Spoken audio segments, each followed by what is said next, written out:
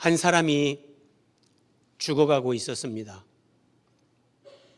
친구 목사님이 그 사람을 찾아갔습니다. 죽어가는 사람은 친구 목사님의 손을 잡고 나를 좀 살려달라고 애원을 했습니다.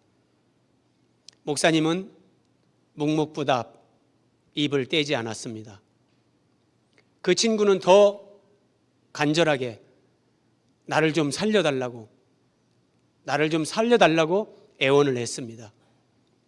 그때 친구 목사님이 이렇게 말을 했습니다. 자네는 죽지 않네. 아니 무슨 말인가? 내가 이렇게 죽어가고 있는데 죽지 않는다니? 내 모습이 지금 보이지 않나? 목사님이 말씀하셨습니다. 자네는 죽지 않아. 왜냐하면 단 한 번도 사람답게 살아본 적이 없기 때문에 자네는 죽지 않네. 산 사람이 죽는 거지 사람답게 살아본 적이 한 번도 없는데 죽지 않는다고 얘기하는 겁니다. 우리는 하나님을 믿고 믿음으로 살면서 늘 생각하며 살아야 됩니다. 자, 뭘 생각해야 될까요? 기본적으로 이런 것들이요. 화면으로 함께 보겠습니다. 산다는 건 뭘까? 네. 더 많은 돈, 더 많은 소유, 높은 지위를 추구하며 사는 것이 사람이 진정 사는 걸까? 생각해야 됩니다. 육체의 욕망을 따라 살고 쾌락을 따라 살고 복수를 위해 사는 것이 진정 사는 걸까? 여러분, 기독교가 이렇게 문화적 바탕이 된 국가들을 그런데 어떤 문학 작품이나 드라마나 영화 그리고 이렇게 기독교의 영향을 받지 않은 이 불교 문화권, 유교 문화권, 대표적으로 여러분 중국, 일본, 우리나라에 복음이 들어오기 전에 한번 드라마나 영화를 생각해 보십시오. 우리가 홍콩 영화를 보든지 어떤 영화를 보든지 대부분은 복수, 내 부모의 원수, 너를 처단하는 오늘을 내가 기다리면서 평생 칼을 갈았다. 그러면서 그 외나무 다리에서 자기 부모의 원수를 죽이면서 영화가 대부분 끝이 납니다. 복수를 위해서 내 한 생을 산다. 그게 사는 걸까요? 아닙니다. 내 욕망을 따라 살고 쾌락을 따라 살고 살아가면서 돈이 필요하고 우리가 조금 더 성공하고 높은 지위에 오르는 거 아름다울 수 있습니다. 그러나 그것만을 추구하는 것은 결코 사람답게 사는 게 아닙니다. 우리가 생각하며 살아야 되는 거 두 번째, 나는 누구인가? 나는 어디에서 와서 왜 살고 어디로 가는가? 질문하고 답을 얻어야 됩니다. 예수님을 진리라고 우리가 고백할 때 이런 모든 부분에 예수님은 우리에게 답을 주시는 분입니다. 나는 어디에서 와서 왜 살고 어디로 가고 있는가? 사람은 하나님이 주신 양심을 따라서 선과 악을 구분할 줄 압니다.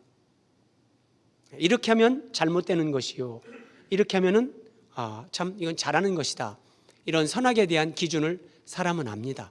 그런데 선악을 아는데 왜 아는 대로 나는 살지 못할까? 예컨대 여러분, 사람은 겸손해야 된다는 것을 다 압니다. 그런데 사람이 겸손해지는 것은 정말 어렵습니다. 오죽하면 가수 조영남이 미국에 가서 신학한 사람입니다. 조영남의 노래 가운데 겸손은 어려워 이런 노래가 다 있습니다. 우리의 본성은 겸손하지 못합니다. 안 됩니다.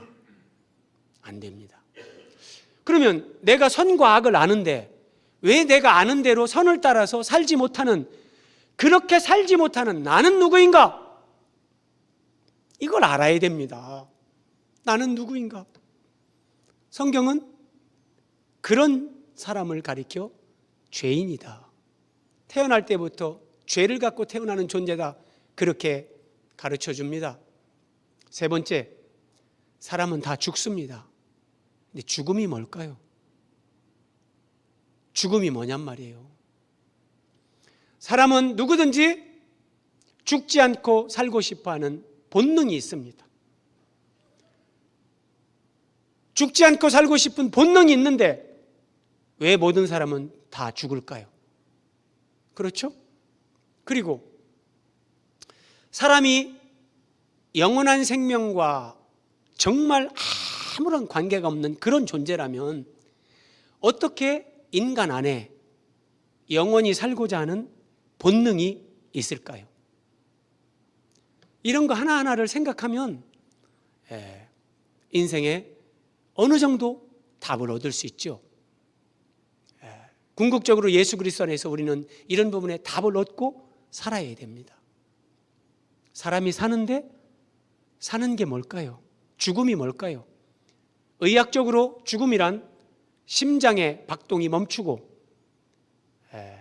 맥박이 스탑하는 겁니다. 그러면 여러분, 맥박이 멈추고 심장 박동이 멈추는 것이 죽음이라면 심장이 박동하고 맥박이 뛰면 사람이 사는 겁니까?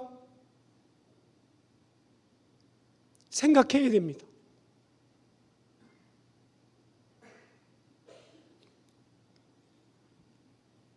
죽음은 무엇인가? 이런 부분에 깊이 고민을 했던 공자님이 하신 말씀입니다. 조문도 석사가이. 내가 아침에 진리를 깨달으면 나는 저녁에 죽어도 좋다. 현대인들은 돈의 노예가 되고 쾌락의 노예가 되고 물질의 노예가 되고 마귀에게 종노릇하면서 이런 진리에 대한 고민이 없습니다. 생각이 없습니다. 조금 더 많은 재물을 소유하는 거, 조금 더 편하게 사는 거, 조금 더 내 기분대로 사는 거, 그것이 행복이고 그것이 신자들도 축복이라고 생각합니다.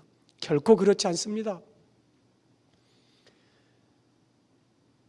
내가 아침에 이 진리를 깨닫는다면 나는 오늘 저녁에 죽어도 좋다. 이런 영혼의 갈급함, 진리에 대한 이 갈망, 사람들은 마귀에게 속아서 이제 이런 생각 자체를 안 하고 삽니다. 그리스도인들은 이런 것을 고민하고 성경에서 이런 답을 얻고 이런 것을 사람들에게 전해줘야 되는 겁니다. 여러분, 그림에 보이는 이 장미가 생화라고 생각하고 보십시오. 이 장미가 생화인데 실제 꽃병에 꽂혀 있어요. 그러면 이 장미는 살아있을 걸까요? 죽은 걸까요? 이게 생화라고 할 때 죽은 걸까요? 살은 걸까요? 꽃병에 이렇게 꽃들이 꽂혀 있는데 이런 꽃들은 살았으나 죽은 겁니다. 왜냐하면 뿌리로부터 단절되었기 때문에 결국은 죽습니다. 인생이 이와 같습니다. 지금 아름다운 꽃처럼 활짝 만개하고 아름다움을 발산하면서 살아있지만 생명이신 하나님, 창조주이신 하나님으로부터 분리 단절되어 있기 때문에 살았으나 죽은 것이 인생입니다. 사람에게 생명이 있습니다. 사람에게 생명이 있다는 것은 사람에게 생을 명하신 창조주, 생을 명하신 분이 계시다는 거예요. 사는 게 뭔지 단 한 번도 생각하지 않습니다. 돈 벌고 욕망을 따라 살고 그렇게 살다가 사람들 대부분은 죽습니다. 그게 다 마귀에게 먹히는 겁니다. 사람은 태어날 때부터 아담의 원죄 가운데 태어나기 때문에 영원한 생명이신 하나님으로부터 분리 단절되어 태어나서 잠깐 살다가 죽습니다. 그래서 하나님은 이런 인생들, 이런 우리를 하나님과 화목되게끔 다시금 생명이신 하나님과 연합되게 하기 위해서 우리에게 구원을 베푸십니다. 오늘 본문은 첫 번째 우리에게 이걸 가르쳐 줍니다. 우리를 자기와 화목하게 하신 하나님. 자, 먼저 죽음이 뭔가 한번 정리를 하고 넘어갑니다. 두 가지 죽음이 있는데 첫 번째 이 육체적인 죽음, 생물학적인 죽음. 육체적인 죽음은 영혼과 육체가 분리되는 겁니다. 사람이 죽을 때 여러분 내 육체에서 영혼이 빠져나가는 겁니다. 그래서 영혼 없는 몸은 죽은 겁니다.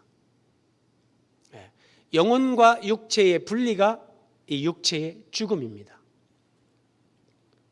영적인 죽음이 있습니다. 영적인 죽음은 생명이신 하나님과의 분리. 죽음은 곧 분리입니다. 육체의 죽음은 육체와 영혼의 분리고 영적인 죽음은 생명이신 하나님과 나와의 분리. 이 분리가 죽음입니다. 죽음의 원인은 죄입니다. 죄 때문에 하나님과 우리 사이가 이렇게 갈라졌고 분리, 단절이 나타났습니다. 자, 한번 성경으로 확인합니다. 이사야 59장 1절 여호와의 손이 짧아 구원하지 못하심도 아니요 귀가 둔하여 듣지 못하심도 아니라 오직 너희 죄악이 너희와 너희 하나님 사이를 갈라 놓았다. 이것이 하나님과 사람과의 분리 단절입니다. 그 원인이 죄입니다. 하나님은 거룩하시고 의로우신 분, 죄 가운데 거할 수 없습니다. 그냥 본성적으로 본질적으로 하나님은 죄와 함께 하실 수가 없는 분입니다. 그래서 사람이 죄인이 됐을 때 하나님과 사람 사이에 죄가 분리 단절을 가져온 겁니다. 자, 여러분 교통사고를 냈습니다. 내가 예를 들어서 교통사고를 냈습니다. 가해자와 피해자 중 누가 먼저 손을 내밀어야 되겠습니까? 내가 누군가에게 막대한 손해를 입혔습니다. 그러면 당연히 가해자가 피해자에게 손을 먼저 내밀어야 됩니다. 무슨 말입니까?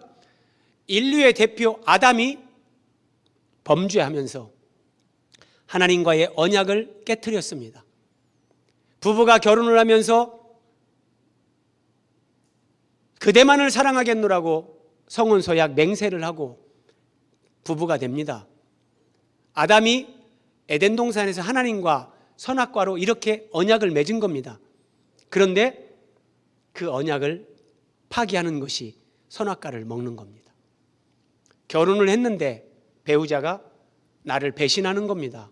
이것과 같이 사람이 하나님을 배신하고 언약을 파기하고 죄를 짓고 마귀의 말에 순종하고 마귀의 종이 된 겁니다. 가해자가 피해자에게 먼저 손을 내미는 것이 상식이고 당연한 겁니다. 하나님은 피해자십니다. 사람이 가해자입니다. 그런데 하나님은 피해자이시면서 인간에게 상처를 받고 하나님의 영광이 땅에 떨어졌지만 하나님은 피해자이면서도 하나님이 먼저 사람을 찾아오십니다. 오늘 본문 18절입니다. 모든 것이 하나님께로 났으며, 이게 무슨 말이냐면 17절에 보면 그런즉 누구든지 그리스도 안에 있으면 새로운 피조물이라 이전 것은 지나갔으니 새 것이 되었도다. 하나님의 새 창조, 우리가 거듭나고 하나님의 자녀가 된 것, 이것을 말씀하십니다. 그러니까 우리가 예수 그리스도를 믿고 성령으로 거듭나서 하나님의 자녀가 되고 하나님과 관계가 회복되어서 하나님과 화목하게 된 것, 이 모든 것은 하나님이 하신 것이다. 하나님께로부터 난 것이다. 우리가 한 게 아니라는 거예요. 그가 하나님이 그리스도로 말미암아 우리를 자기와 화목하게 하시고 피해자이신 하나님이 사람들을 위해, 우리를 구원하기 위해 독생자 예수님을 사람으로 이 땅에 태어나게 하시고 그 예수님을 십자가의 화목제물로 죽게 하시는 거예요. 그래서 우리를 자기와 화목하게 하신 하나님. 요한일서 4장 10절입니다. 하나님이 우리를 사랑하사 우리 죄를 속하기 위하여 화목제물로 그 아들을 보내셨습니다. 예수님이 십자가에 이렇게 달리십니다. 하늘과 땅을 연결하는 겁니다. 하나님과 사람 사이에 분리 단절이 이루어졌는데 거기를 연결하는 겁니다. 하나님과 사람 사이의 중보자, 사닥다리가 돼서 우리가 하나님께 나아가는 길이 되는 거예요. 예수님이 저게 화목제물이 되신 거예요. 하나님은 예수 그리스도의 저 십자가 대속 죽음으로 우리를 자기와 화목하게 하셨습니다. 우리를 구원하신 거예요. 19절입니다. 하나님께서 그리스도 안에 계시사 그들의 죄를 그들에게 돌리지 아니하시고. 우리의 죄를 하나님께서 만약에 너희의 죄 문제를 너희가 해결하라 그러면 우리는 누구도 구원받을 수 없습니다. 스스로 하나님 앞에 설 수 있는 사람은 아무도 없습니다. 늪에 빠진 사람이 늪에서 나오기 위해 허우적거릴수록 힘을 쓸수록 그는 더 빠져들어가고 죽습니다. 사람이 이런 존재입니다. 내가 죄로부터, 나로부터, 이 번뇌로부터 내가 벗어나야 되겠다. 안 됩니다. 왜냐하면 내가 번뇌로부터 벗어나야 되겠다고 하는 그 생각 자체가 또 하나의 욕망입니다. 불가에서는 모든 번뇌의 그 시작이 그 욕망으로부터 온다. 그래서 그 욕망 자체를 버려야 된다. 근데 욕망 자체를 버려야 된다는 것 자체가 또 하나의 욕망이란 말이에요. 그래서 인간은 안 돼요. 안 돼요. 그래서 하나님께서 그들의 죄를 그들에게 돌리지 아니하시고 하나님이 독생자를 보내셔서 하나님이 이 문제를 해결하시고 우리를 구원하시는 거예요. 자, 21절. 하나님이 죄를 알지도 못하시니 예수님을 가리킵니다. 죄를 알지도 못하시고 죄와 아무런 관계가 없으신 거룩하신 성자 하나님 예수 그리스도, 그 예수님을 이 땅에 사람으로 보내서 우리 대신 그 예수님이 모든 인생들의 죄를 짊어지고 대신 죽으시는 거예요. 예수님이 저렇게 십자가에 못 박혀 죽으시는 거예요. 그래서 우리가 하나님과 화목되게 된 거예요. 하나님과 생명의 연합이 이루어졌고 우리에게는 영생이 주어졌고 하나님의 자녀로 우리가 구원받고 살아가는 거예요. 여러분 너무나 잘 아는 말씀, 하나님이 세상을 이처럼 사랑하사 독생자를 주셨으니 이는 그를 믿는 자마다 멸망하지 않고 영생을 얻게 하려 하심이라. 우리는 언젠가 다 죽습니다. 여러분, 죽음이 가까워질 때 하나님을 알지 못하고 구원을 모르고 영생을 모르는 상태, 그 상태에서 여러분 죽음이 다가오면 사람은 참 두렵습니다. 너나 할 거 없이 다 두렵습니다. 그런 우리에게 하나님께서 독생자를 통해서 믿음으로 영생을 선물로 주셨습니다. 그래서 우리는 죽어도 살고 살아도 살고, 목사님 그래도 육체적으로 죽지 않습니까? 여러분 만약에 육체적인 죽음이 없다고 생각해 보십시오. 그것은 축복이 아니라 저주입니다. 육체는 노화되어 갑니다. 계속해서 육체가 노화되어지는데 죽지 않는다고 해보십시오. 그건 저주입니다. 여러분, 저주예요. 죽음이라는 과정을 통해서 우리는 하나님의 나라 영원한 세계에 들어가는 거예요. 죽음도 축복이고 은혜입니다. 다만 그 죽음의 의미, 삶의 의미, 하나님의 나라와 영생을 모르니까 사람들이 함부로 말하고 죽음 앞에서 두려워하죠. 예수 그리스도를 보내시고 그 예수님을 믿고 영생을 얻게 하신 하나님, 하나님과 다시 화목하게 하신 하나님, 그 예수님을 믿을 때 영생을 선물로 주시는 하나님, 이 하나님의 은혜로 우리가 구원을 받고 사는 겁니다. 이제 이렇게 구원받은 우리에게 하나님은 간청하면서 너희는 하나님과 화목하라 말씀하십니다. 20절, 우리가 그리스도를 대신하여 사신이 되어, 사도 바울과 그 동역자들이 그리스도의 사신이 되어서 이 복음을 전하러 다닙니다. 그리고 지금 이제 고린도 교회 성도들을 향해서, 여러분 성경을 잘 보십시오. 그리스도를 대신하여 간청하노니, 내가 예수님을 대신해서 고린도 교회 성도들아 너희에게 정말 간청한다. 내가 간청한다. 뭘 간청하는 줄 아십니까? 너희는 하나님과 화목하라. 하나님과 화목하라 그럽니다. 여러분, 이 말씀을 자세히 보면 좀 이상합니다. 고린도 교회 성도들은 예수님을 믿고 하나님과 화목된 사람들입니다. 그렇죠? 근데 그들에게 사도 바울이 내가 예수님을 대신해서 정말 간청한다. 내가 눈물로 너희에게 호소한다. 너희는 하나님과 화목하라. 이렇게 얘기를 하는 겁니다.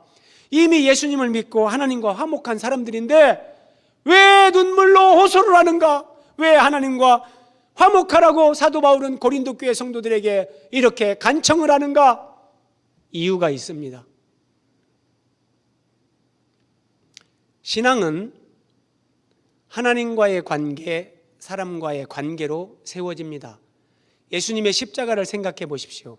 하나님과의 수직적인 관계, 사람들과의 수평적인 관계, 이게 십자가입니다. 내가 하나님을 믿는다, 예수님을 믿는다 라고 하면서 사람들과의 관계가 불편하다면 여기에는 문제가 있습니다. 아직 내가 신앙적으로 조금 미숙한 상태이든지, 물론 초신자들 충분히 그럴 수 있죠. 그런데 우리가 이 옷감을 짤 때 C줄과 날줄이, 가로 세로줄이 쭉 짜지면서 이런 옷감이 만들어지는 것처럼 신앙이 세워지는 것은 하나님과의, 사람과의 관계, 이 두 관계 속에서 신앙이 견고하게 세워지는데, 자, 고린도 교회에 이런 일이 있었습니다. 1장 10절에서 13절에 보면 고린도 교회에 분쟁이 있었습니다. 그리고 분파주의가 형성됩니다. 나는 아볼로파다, 나는 게바파다, 나는 바울파다. 이 분파주의가 교회 안에 형성됐습니다.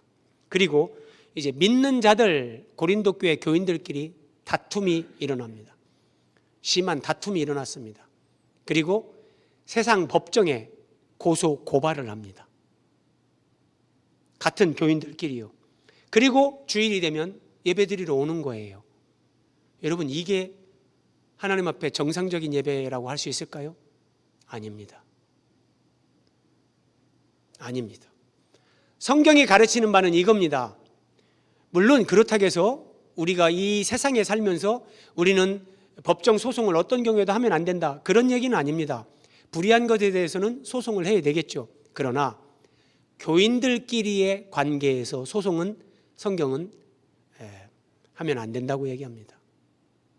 차라리 신앙적으로 성숙한 한 사람이 그냥 손해를 보는 겁니다. 왜냐하면 그리스도인들은 예수 그리스도와 함께 세상을 다스리는 자들인데, 그리스도인들이 어떻게 세상 법정에 믿지 않는 판사에게 너희들이 판단을 받는다고 소송을 하냐? 있을 수 없다는 거예요. 그런데 고린도 교회 성도들은 하나님을 믿는다고 하면서 교인들끼리 고소 고발이 난무한 상태입니다. 그리고 고린도 교회 교인들 가운데 음행이 있었습니다. 우상 숭배를 하는 사람들이 있었습니다. 술에 취하고 사람들을 너무나 쉽게 속이는 사람들이 있었습니다. 자, 이런 상태에서 나는 구원받았다, 나는 하나님을 예배한다 라고 한다면 그건 아니란 말입니다. 우리가 신앙이 어려서 아직 미숙할 때는 하나님도 이해하고 기다려 주시죠. 그런데 내가 예수님을 믿고 오랜 세월이 지났습니다. 이제 말씀도 알 만큼 압니다. 그런데도 불구하고 이렇게 산다면 그것은 하나님과 화목한 상태가 아닙니다. 그래서 사도 바울이 내가 그리스도를 대신해서 간청하노니 내가 너에게 눈물로 호소한다. 하나님과 화목하라. 하나님과 화목하라. 하나님과 화목하면 결코 교인들끼리 싸우고 교인들끼리 고소 고발하고 그렇게 할 수 없다는 거예요. 환경은 영혼의 그림자입니다. 여러분들이 집안에 누구와 불편하십니까? 교회에 누군가 불편하십니까? 직장에 누구와 불편하십니까? 그것은 지금 하나님과 나와의 관계에서 불편함이 있다는 것을 보여주는 그림자입니다. 그래서 하나님과 화목하라, 바울이 이렇게 말하는 겁니다. 하나님과 화목해야 사람과 화목할 수 있는 겁니다. 사람과의 관계는 하나님과의 관계를 보여주는 영혼의 거울입니다. 여러분, 아내가 나를 힘들게 합니까? 남편이 나를 힘들게 합니까? 신앙이 어릴 때는 바로 배우자에게 막 하고 싶은 말 하죠. 그런데 여러분, 이렇게 적용을 해야 됩니다. 우리는 다 예수 그리스도의 신부입니다. 내 배우자가 나를 힘들게 할 때, 나는 주님의 신부인데 나는 나의 신랑이신 예수님을 아프게 하고 힘들게 내가 하는 건 없는가? 그렇게 점검하면 반드시 그게 탁 캐치가 됩니다. 내가 내 신랑이신 예수님을 내가 이렇게 아프게 하고 힘들게 했구나. 그러면 배우자에게 말하지 않습니다. 말하지 않습니다.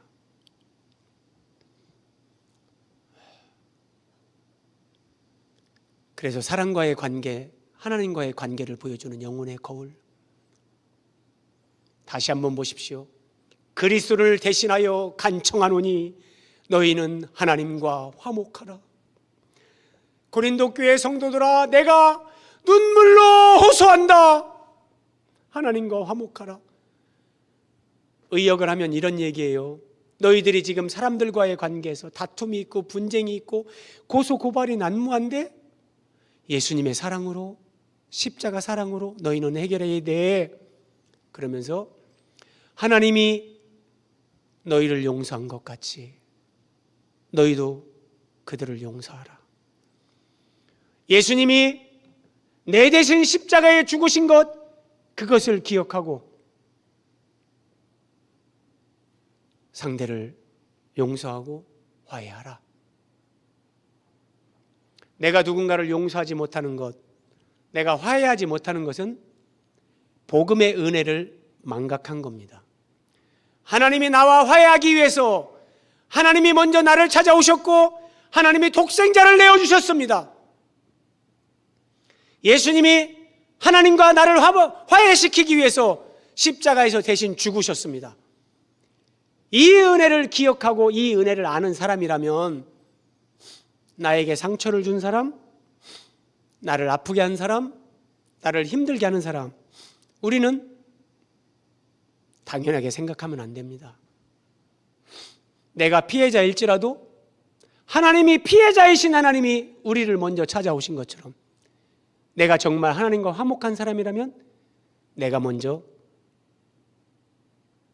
화해를 요청하고 내가 먼저 손을 내밀어야 됩니다. 여러분, 휴가 시즌입니다. 우리가 육체가 쉰다고 진정한 쉼이 오는 건 아니죠.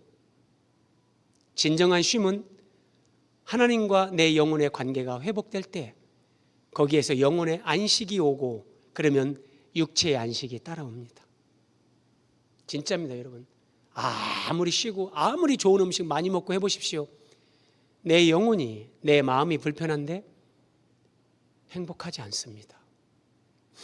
하나님이 피해자인데 먼저 나를 찾아오시고 나에게 먼저 화목하게 하신 은혜를 베푸신 것처럼 이 휴가 시즌에 여러분 의미 있는 휴가를 보내십시오. 집안에 누구, 교회에 누구, 여러분들 이웃 누구, 때로는 밉상이 있죠. 정말 세상에 저런 사람이 있나? 그런 사람도 간혹 있습니다. 그럼에도 불구하고, 그럼에도 불구하고 용납하고 이해하고 화목하게 지내는 것, 이것이 우리가 하나님과 화목하는 것이다.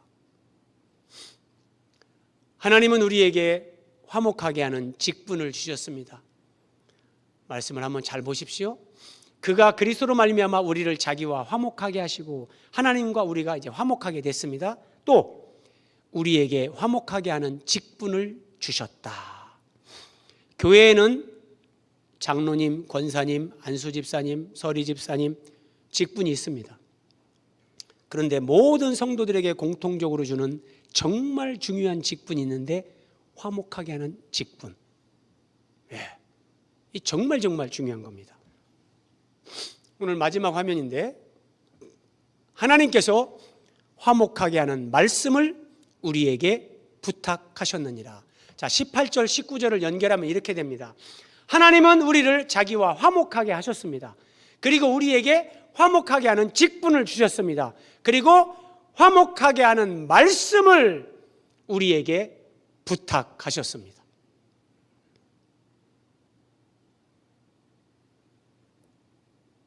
세상에 사는 사람들, 하나님 없이 사는 사람들, 그들이 하나님과 화목하게 할 수 있는 것, 우리가 하나님이 우리에게 화목하게 하는 직분을 주셨고 우리에게 화목하게 하는 말씀을 우리에게 맡기시고 부탁하셨기 때문에 그리스도인들이 이 직분을 감당하지 않으면, 이 화목하게 하는 말씀을 전해주지 않으면 세상 사람들은 방법이 없습니다. 여러분, 우리 대한민국의 모든 국민들이 다 복음을 듣고 그렇게 살아가는 것 같지만 그렇지 않습니다. 지금도 집 밖으로 나오지 못하면서 방 안에서 울면서 지내는 사람들, 밤에 불을 켜지 못하고 우울하게 지내면서 자살을 생각하며 고민하는 사람들, 오늘 죽을까 내일 죽을까를 고민하는 사람들, 죽지 못해 사는 사람들 정말 많습니다. 우리 주위에 이런 사람들이 즐비합니다. 그들에게 우리가 화목하게 하는 직분을 받고 화목하게 하는 말씀을 부탁받은 우리가 그들에게 이 하나님의 화목하게 하시는 이 복음, 예수 그리스도의 십자가 은혜, 이것을 전해주지 않으면 여러분 방법이 없어요. 우리는 이 직분을 감당해야 되는 거예요. 무조건적으로 여러분 종교적으로 전도하라는 얘기가 아니에요. 이런 마음을 가지고 주님 앞에 늘 기도하며 살면 성령께서 어느 순간 누군가를 만날 때 마음에 내면에 감동을 주십니다. 이 사람에게 네가 복음을 전하라, 지금 전하라. 그런 내면의 감동을 따라서 순종해야 되는 거예요. 아무 생각이 없고 성령께서 무슨 감동을 주든지 나는 전도하고 상관없고 그렇게 살면 우리가 이 직분을 감당하는 게 아니에요. 자, 여러분, 이 직분을 감당하면서 정말 세상에 우리가 세상을 더 밝고 아름답게 하나님의 나라가 임하게 하는 그 삶을 살기 위해서 첫 번째, 내가 하나님과 화목하고 사람들과 화목한 사람이 되어야 됩니다. 여러분이 누군가 한 사람만이라도 내가 불편함을 가지고 계속해서 그 사람을 마음으로 용납하지 않고 화해하지 않고 살면 여러분 심령에 평안이 없습니다. 그 상태에서는 여러분들이 화목하게 하는 직분을 감당할 수가 없습니다. 영적 세계는 그렇게 되지가 않습니다. 하나님과 나와의 관계 속에서 완전히 투명하고 거리끼는 것이 하나도 없을 때, 그때 우리가 성령의 인도를 따라서, 성령의 감동하심을 따라서 하나님의 도구가 되고 하나님의 통로가 되는 그 삶을 살아갈 수 있는 겁니다. 하나님과 화목하고 사람들과 화목하면서 화목하게 하는 말씀을 전해주는 이 직분을 우리는 감당해야 됩니다. 지금도 절규 가운데 우울증, 조울증, 정말 어떤 중독, 죽지 못해 사는 사람들이 우리 주변에 많습니다. 하나님과 화목한 은혜를 여러분들이 충만하게 누리시면서 저 사람도 하나님과 이렇게 화목되면 인생을 새롭게 살 수 있는데, 그런 마음으로 기도하면서 복음 전해주시면서, 비록 날씨는 무덥지만 여러분, 하나님과 화목한 이 상태에서 이 영혼의 신선함, 이 리프레시, 이 은혜를 누리면서 이 은혜가 나를 통해 교회 안에 여러분의 가정과 집안의 직장과 이웃 주민들에게 이 화목하게 하는 하나님의 은혜를 흘려보내며 이 화목하게 하는 직분을 잘 감당하시는 저와 여러분이 되시기를 예수님의 이름으로 축복합니다.